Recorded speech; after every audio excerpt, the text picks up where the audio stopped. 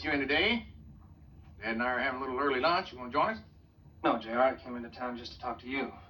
I didn't want to bring this up while Mama was still in the hospital. What's on your mind, bud? Alan Beam. Oh, yeah? What's he up to? I thought maybe you could explain that to me. What's that supposed to mean?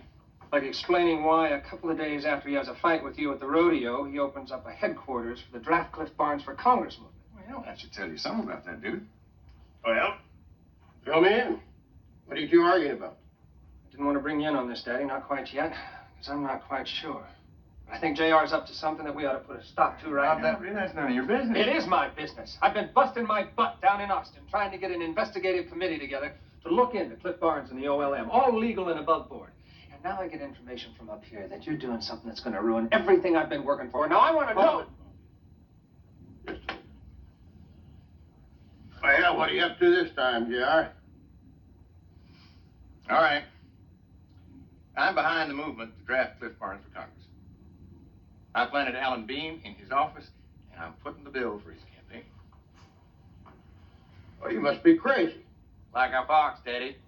In order for Cliff Barnes to run for Congress, he has to resign from the OLM first. Now, that's law. And once he resigns, he gets off our backs. We can open up our wells, drill any place we want. JR, you know, a man like that could do us a lot of harm in Washington. Oh, Dad, he's not going to get to Washington. He's not even going to get the nomination. Once he resigns, I pull the rug out from underneath him, and all his funds just dry up. Daddy, we can't go along with a dumb stunt like that. Once the state Senate investigates Cliff, he's going to be thrown out. All legal. Now, there's evidence in Austin that he's taken payouts. We follow that lead through, and everything's going to be fine. Bobby, we don't have time for that. Those committees move like snails. They're bleeding us dry. Look, I'm all for getting rid of Cliff Barnes, but not this way. Well, I want to tell you boys something. I want to get rid of that dude any way we can. He's used every dirty trick in the book to try to break us. I don't think that what JR doing is any worse than what he's pulled. I'll go along with you, JR. Well, then count me out.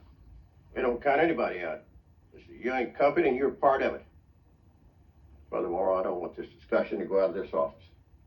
If Cliff Barnes ever gets wind of what's going on, hell, we'll never get rid of him. Now, it seems to me this family has enough money to wait out Cliff Barnes and take care of him legally. I don't understand the rush. If you want me to keep my mouth shut, Daddy, I'll respect your wishes. I won't say anything. For now.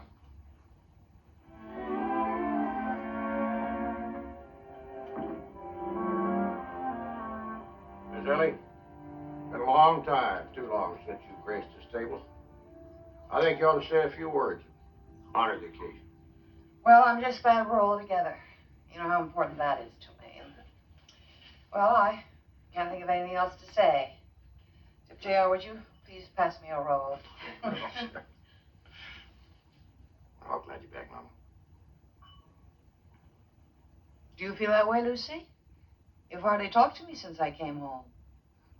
Well, I've been pretty busy, Grandma.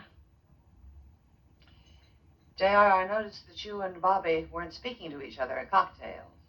Oh, that was nothing, Mama. Just a little business argument, that's all. It wasn't a little argument to me, JR. What? It wasn't, JR. What? It was more Bobby.